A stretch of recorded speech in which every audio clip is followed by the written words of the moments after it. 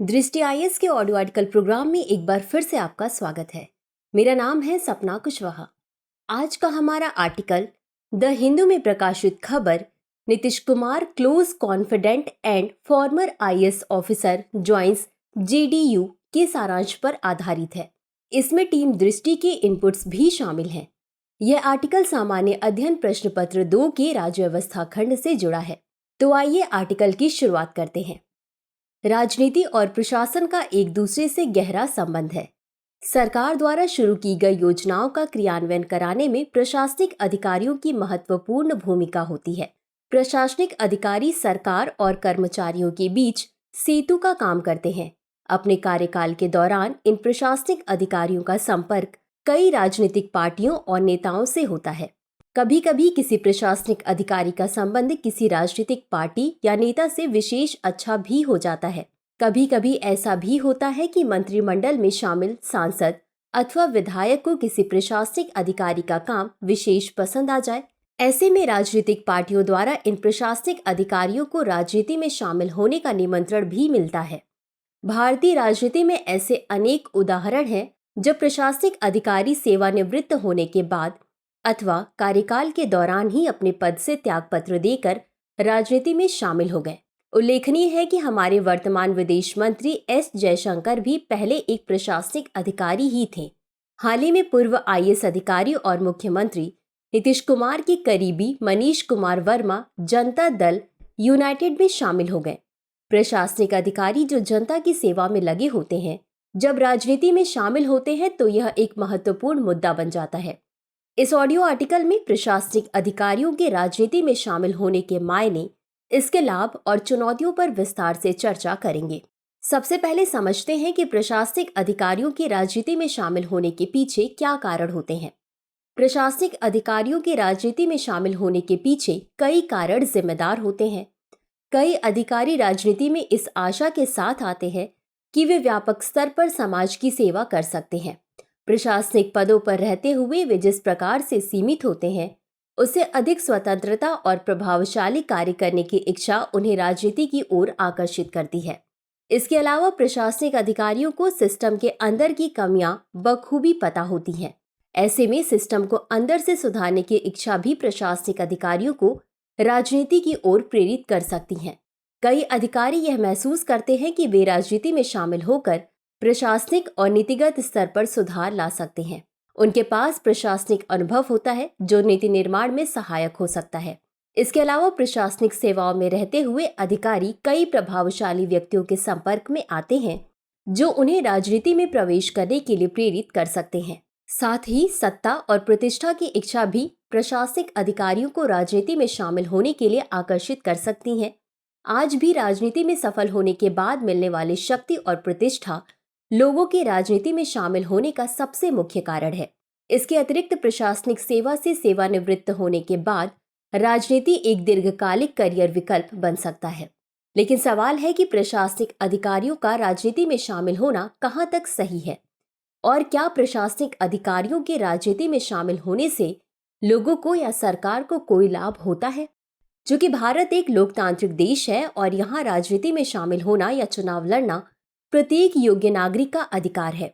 गौरतलब है कि यहाँ योग्य नागरिक का अर्थ संविधान द्वारा चुनाव लड़ने के लिए निर्धारित योग्यता से है।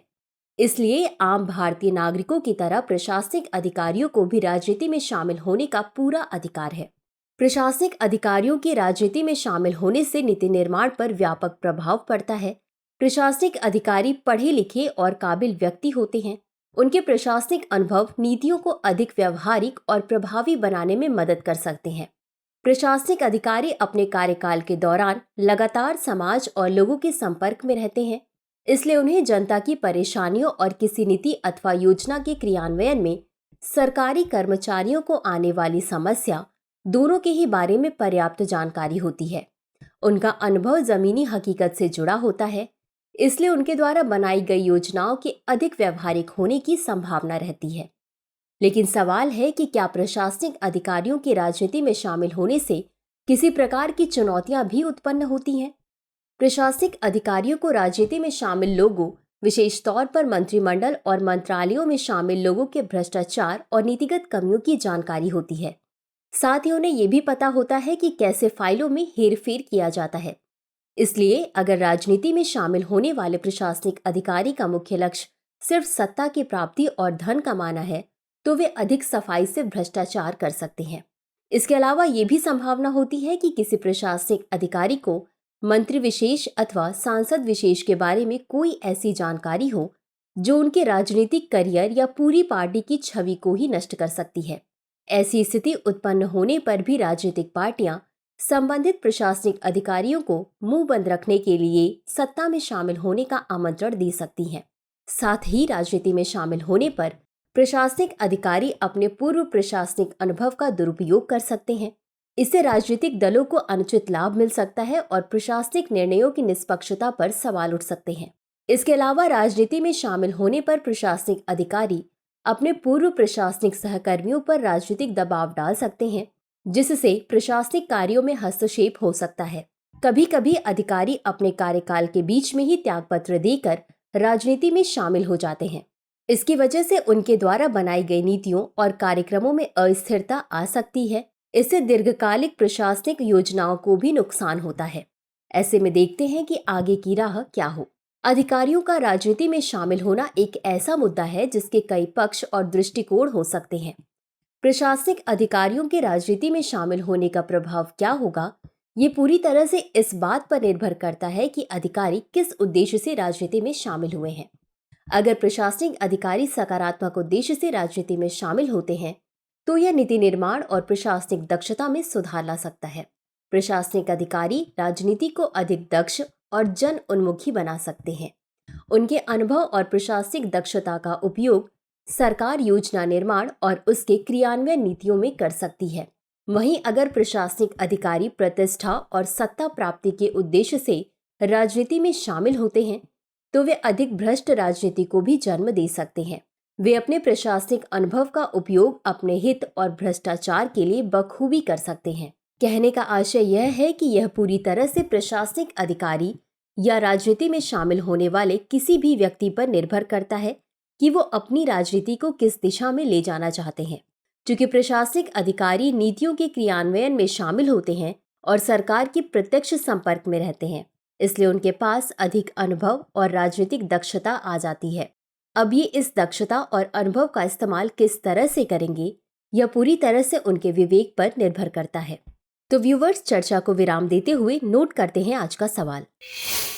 भारत में प्रशासनिक अधिकारियों के राजनीति में शामिल होने के उदाहरणों का अध्ययन करते हुए इसके प्रभावों का मूल्यांकन कीजिए। तो व्यूवर्स, आज के लिए बस इतना ही। मिलते हैं अगले एपिसोड में किसी नए टॉपिक के साथ। तब तक के लिए धन्यवाद।